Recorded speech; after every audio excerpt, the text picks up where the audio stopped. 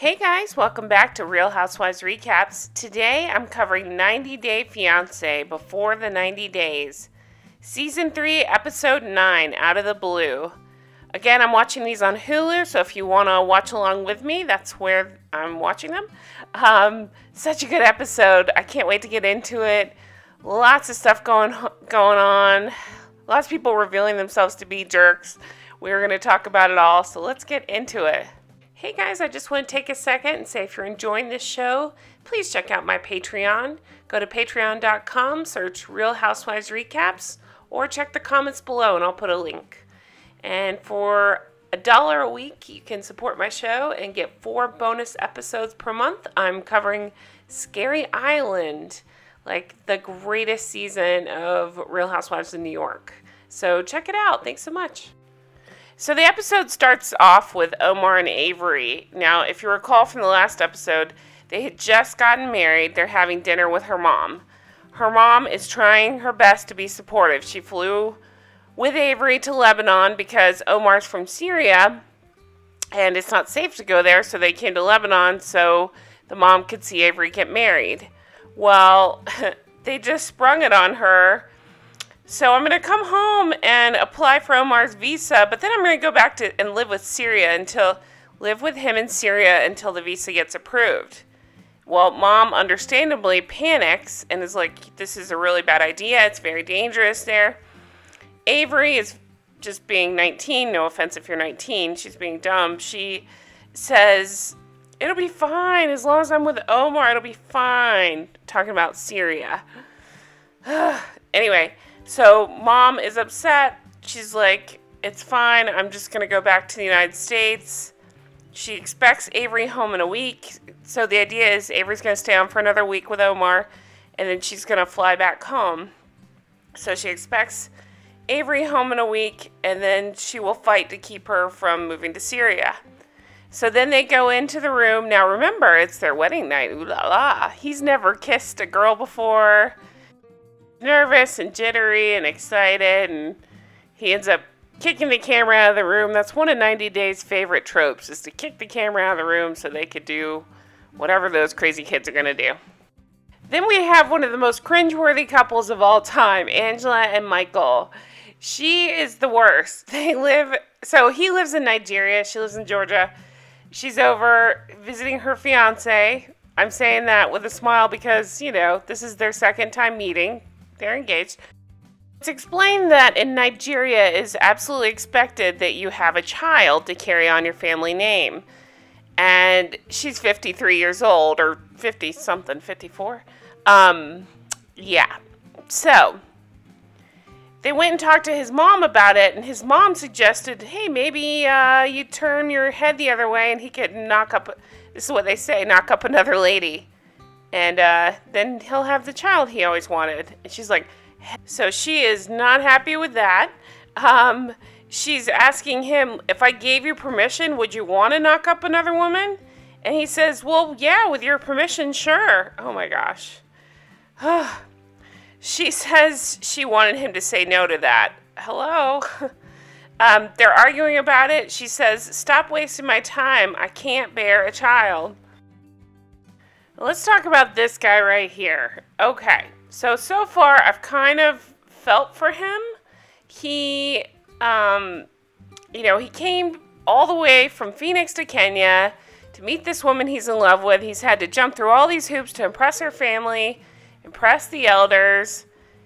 I really felt for him, but this episode, he's such a dick. We're going to talk about that later. But he does something really awful this episode, and really, I already was like, on the storyline, but I really don't like him. She can do so much better than him. Okay, so he's excited because they got the blessing that they were looking for from the elders. So he moved out of the brother's house. He has this Airbnb for like a week or so, and she has come to stay with him. So the dad doesn't know. He thinks they've gone on a safari, but the whole thing is he's like, he didn't want to have sex with her until they get married. Fine, whatever. But he's being very weird about it. He got separate beds, but he's like, I can't even sleep in the same room with you because I'll be too tempted. So he's going to sleep on the couch. So then we're at Darcey and Tom, and Darcey just always out-cringes herself every time. So now that I see her dynamic with Stacy, it's batshit crazy. It's like nothing I've ever seen. They always have to one-up each other. I think they love each other, but they are very strange around each other. They have weird personalities. So, believe me, I don't think Tom is a prize either, but I think he's a little bit better than Darcey. So they're going out to the club. It's the last night in Albania. Darcey, of course, was moving super slow, so it pissed everybody off. They get there. The twins are being weird twinsies. The guys are looking at each other like, what the hell, man? What are we getting ourselves into? Stacy is definitely acting more confident because she's engaged to Florian, sorry. And it's making Darcey jealous. So it's both of them. Stacy is definitely flaunting it, and Darcey is very sensitive to it. But Tom here is like, whoa, just chill out. Like, he's even saying, Darcey, you're acting childish. Stacy says, he loves me, Darcey. He loves me for life, talking about Florian. Stacy and Darcey, they're fighting over what drinks to order. Tom tells Darcey, don't be like that with your sister. Ooh, Tom may not want to wade into this one. Darcey is completely drunk and crying, saying, I don't think Tom loves me. Florian to camera says, Darcey, every second needs, I love you, I love you. Stacy says, you F it up all the time. Tom says to Darcey, why are you being so rude to your sister? And then Darcey says, something's not right. I just don't think he loves me. And then she says, man, it's not fair. I don't know. I don't think I know he doesn't love her. He says it. But I think she kind of drove the nail in the coffin herself, you know? Like, he was looking for a reason not to commit, and she absolutely has given it to him. So, it's awkward, it's cringy, but it kind of provides comic relief. I don't know why I like watching them, but I do. Alright, let's go over to Tim and Jennifer. Tim makes me cringe, too. It's the next morning, they're waking up. He's been in Colombia for over a week now. They just had their first kiss yesterday. And he says, I thought we were on the right track. And then he explains they made out in bed, and then he messed up.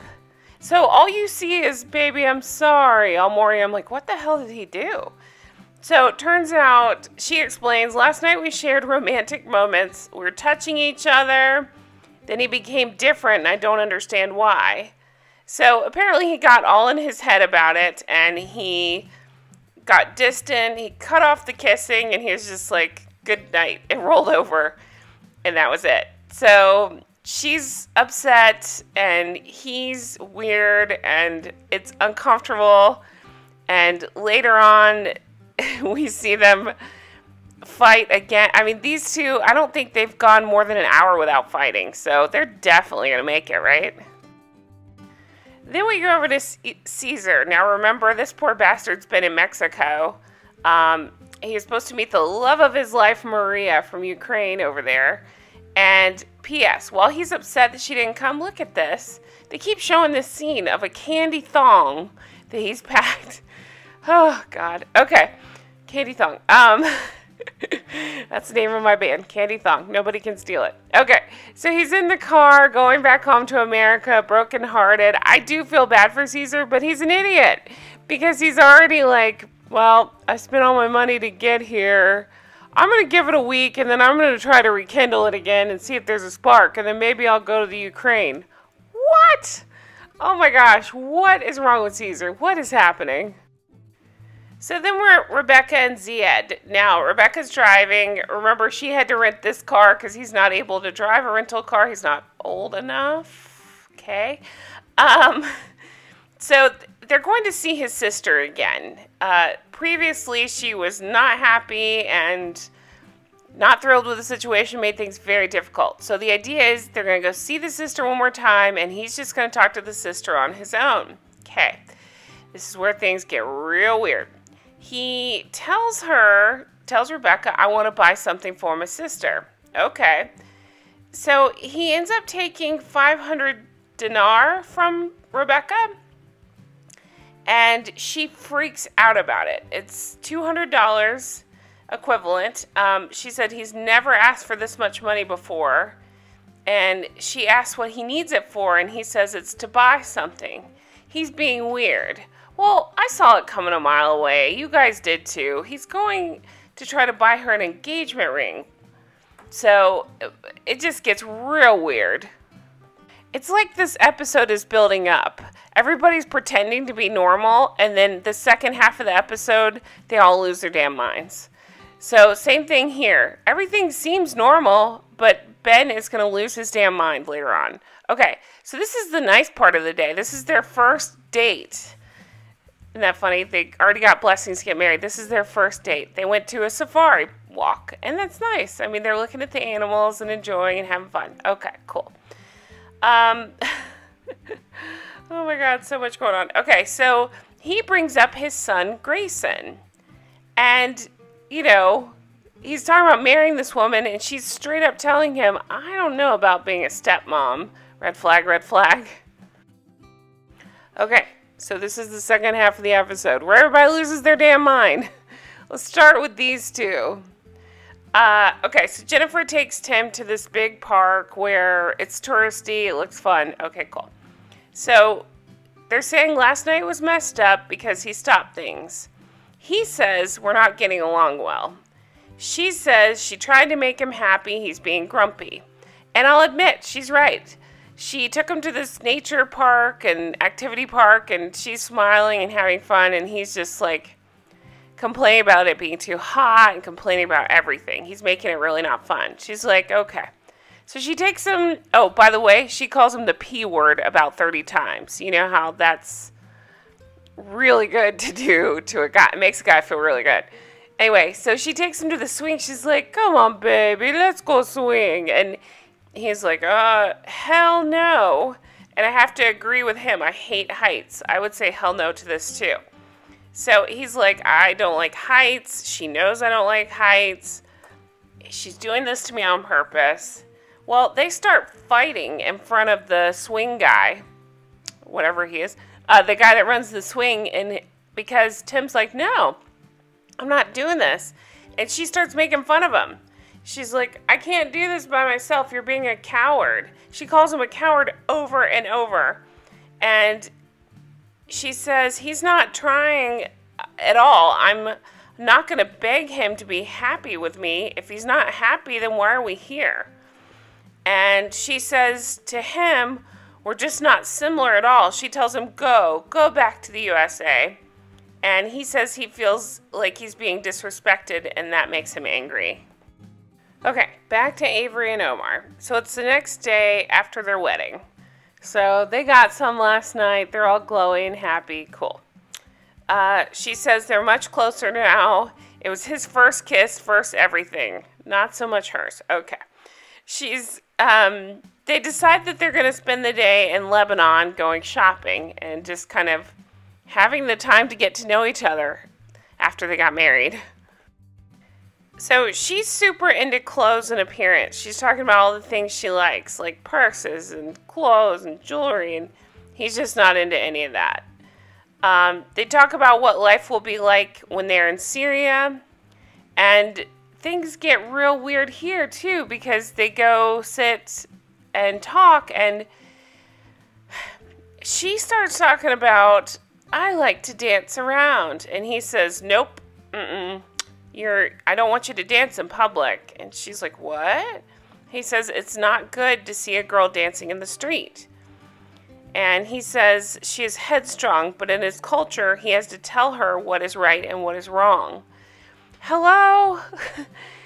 I mean, that's his culture. She doesn't know this. She dove in head first, and now she's going to have to learn real fast and real hard that that's how he rolls. It makes me cringe so hard. I don't understand. Speaking of cringe, okay. Angela and Michael. Angela, this is so ridiculous. They go to a fertility clinic.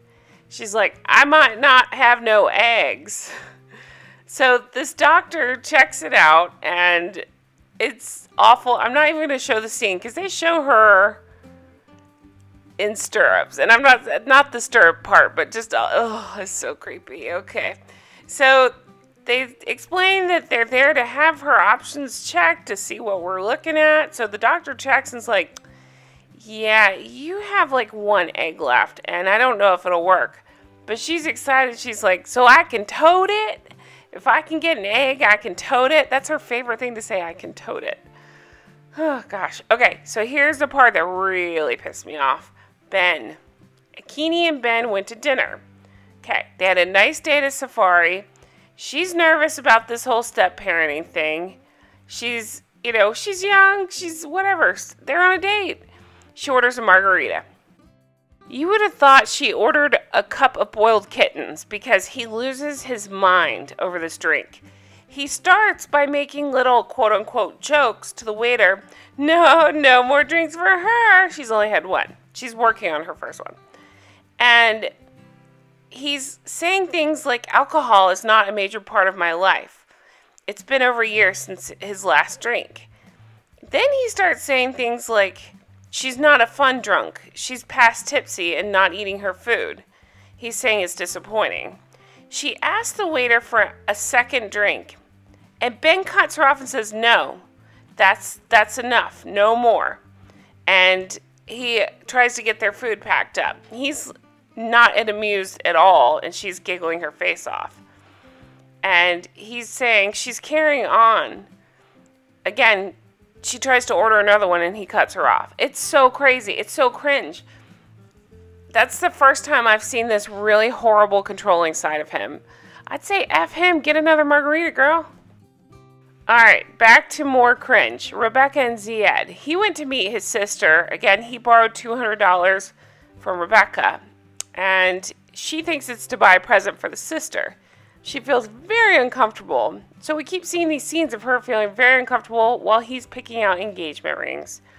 He picks one out for her, and the sister is not at all happy. She doesn't want him to leave for America. He's okay with it. He goes back to find Rebecca, and she is making this face the entire time. She's like, yeah, I don't like this. I don't feel comfortable. I don't understand why you asked for so much money. And she says she feels like she doesn't know him. She says she's questioning everything. And he says that she always has it in her mind that he's done something wrong. So he doesn't know if he can marry her now. Oh, God. Great. Definitely you two should get married then. So again, Jennifer is stormed off because Tim wouldn't ride that giant swing thing with her. He says he's scared to have his heart broken again. Then he says he's come too far to not try and fix it. She says he's being a dick, and she's trying to make it special for him, and says, how am I supposed to feel more for you if you're not here with me? So I got her point there. Basically, she's doing all these things, she's putting in all the work, and he keeps getting very distant. He is doing that. But it doesn't help that she loves to call him the P word and emasculate him and make him feel terrible about himself and constantly, gaslight him, fight with him, all the above. So it's just a volatile relationship, and I just want to yell, get out! Both of you get away from each other. This is crazy. Back to Darcey and Tom. They're still at the bar. Darcey is continuing to get drunker. Darcey and Stacy are fighting. Tom says she has totally gone to pieces, screeching at her sister. Tom says he's confused and he doesn't know why she's doing this. He says it's making things way worse and more uncomfortable. Stacy says her previous relationship hurt her, talking about that Jesse. Tom says he doesn't want to suffer for her last relationship. So Darcey comes out. Florian has to help her out because she's going to fall down. And she's just a mess. She's a drunk mess. We've all been there. She can't stop crying. And it's so uncomfortable. And she ends up admitting, she says, she's been stabbed in the heart too many times. She says that she loves Tom, but Tom's not in love with her. Says this to everybody at the bar. He asks her why she feels that way, and she says she feels like she's not good enough for him. And he's like, you're projecting. And she says that he's sending mixed signals, which I agree with that. He is sending mixed signals. Because he told his friends he wasn't in love with her.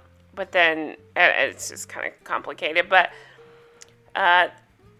she asks, where does this leave us? And he says, I don't know. And that is how the episode ends. No way are these two going to make it. I mean, she's a mess. He's his own kind of mess. There's just no way. Like, they can't even make it through 2 weeks of having fun together. And she just makes me cringe so hard. It's kind of fun to watch. It kind of comic relief from the other couples. Guys, that is it for the episode. I am loving these recaps. It is so much fun to talk about this stuff. Thank you so much for watching. Leave me a comment below. Let me know your thoughts. Yeah, so we're coming to the end, actually. I'm super excited. We only have a couple more episodes. Then we got the tell-all wrap-up, so I can't wait to talk about... I don't know what's going to happen, so I can't wait to see it. I can't wait to talk about it. It's going to be so much fun. So, again, thank you guys so much for watching. I really appreciate it. Leave me a comment below. I love reading those. I read them all. Or you can find me on Twitter at RealRecaps. Check out my Patreon if you want to support the show. And I just appreciate everything. Hope you guys have a fantastic day. Bye-bye.